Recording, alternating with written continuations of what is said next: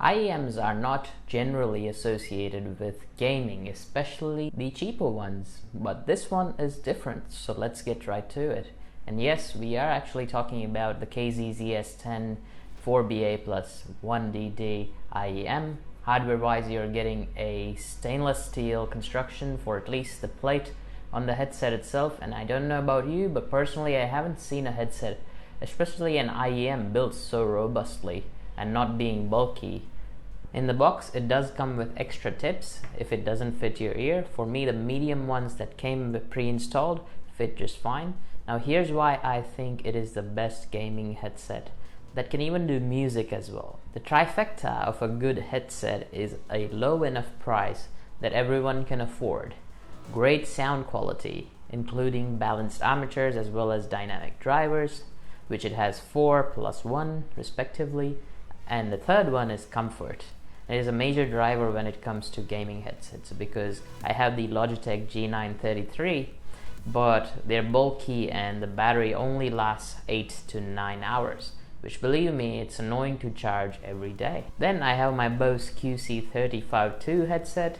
It has amazing audio quality and comfort, but the problem is ear headband design will give you headphone hair, and that's not great after about 2 hours of gaming. A ventilation problem also exists after a few hours of use because your ears are completely sealed, including the outer ear. Let's talk about pricing. If you go out and buy the latest and greatest gaming headset, for this example, let's just say it's the Logitech G Pro X or the G933 or 935, in my case, it would cost you roughly $200. And if you buy an audiophile headset like the Sennheiser or the Audio-Technica ATH series, they sound great, but again, they end up coming in either over-ear design, and inner ear models are drastically expensive, like 5 times the price of the KZ-ZS10, which come at $50. And having listened to all these headsets myself, I can definitely recommend, hands down, it's the best value as well as audio quality that is very hard to distinguish from the top dogs such as Sennheiser and Audio-Technica. Let's talk about software and how I'm driving it. I'm using Voicemeeter Banana on Windows, but you don't have to. I'm using the onboard Realtek driver on my laptop. Here I have tried USB-C to headphone adapter as well, but it had no issues using with that as well. But yeah, any sound card that is modern enough should be able to drive it fine. I have set mine to 192 kilohertz, but anything about 48,000 should be alright as well. The headset does feature a mic, and I'm going to do a mic test right here so you can check it out for yourself. This is an audio check using the KZ-ZS10's built-in microphone right up here. Just naturally letting it on. It's a bit windy out here, you can see the trees a little bit, but let me know how it sounds. I have tested the mic here after connecting to the phone, which is Pixel 4a, and recorded using Google Recorder.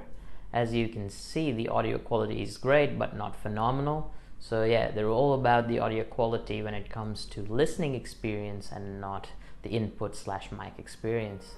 But it's there if you need it. Enough about the device, let's play some games, shall we? So I tried playing FPS shooters such as CSGO, Apex, PUBG, Super People, etc. I had no problem locating people using their footsteps, as well as feeling the wide enough soundstage. I thought the soundstage would be a problem at first, but as Optimum Tech found as well, the soundstage feels super wide. It is not as wide as most open back headphones, but it's wider than your average IEMs, like the cheaper Realme Buds or anything that is under $20. Since getting these, I have stopped using my other headsets because of convenience, comfort, and audio quality, which is unmatched when it comes to even my 8-year-old HyperX Cloud originals as well, which were a budget headphone, and Logitech G933, and also run-of-the-mill IEMs such as the Realme Buds 2. And I'm not alone having this experience. The reason that sparked for me to even try this is because I watched the Optimum Tech's video where he switched to IEMs for gaming. At first though, I thought that IEMs would never work for gaming because they would get too uncomfortable, but I had used them for past 2 weeks and 5-6 hours of constant gameplay, and I don't feel like I'm wearing any headphones. And at $50 or so, almost anywhere in the world, you can get these pretty easily and kind of forget that you're wearing headset while gaming or video editing. Depends on what you're doing, but the audio quality seems to be epic, no matter what you do. And that's without any EQs applied using voice meter or anything. Once you start applying EQ, you can even tune it further, but I don't feel the need to do it.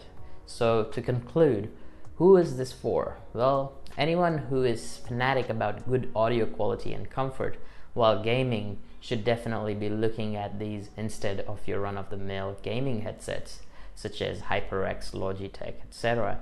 Because in my experience, I have used all of them, and apart from these guys not being wireless, there is nothing you're losing out on, because wireless does add latency and processing delays.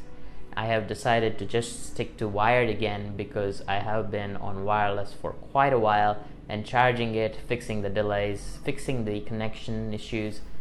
The overall roamability is great on wireless, don't get me wrong, but the trade-offs when it comes to latency and audio quality are not worth it in my opinion. Also, fun fact, the cable that comes with it is actually separate from the IEM, so you can actually remove and replace the cable over time, so they'll last a long time. If required, they will cost about $10 or so on Amazon. Also, you can use them with your phone if you really need to and get audiophile grade sound quality because they connect with a standard 3.5mm TRRS jack. Of course, they're a bit bass heavy, but not too much. People who like bass should be able to just tune it with slight EQ adjustment, but even without it, it feels like I'm enjoying the mids and the treble sounds more, because normally the headphones I've used, they were too fatiguing to my ear. Say for example gunshots or loud guitar or etc. So yeah, it gets a total recommendation from me for gaming and music and all things audio. Anyway guys, smash that like button if this video helped you or you learned something new. Consider subscribing and dinging that notification bell just down there. And thank you very much for watching. I'll see you guys in the next one. Cheers.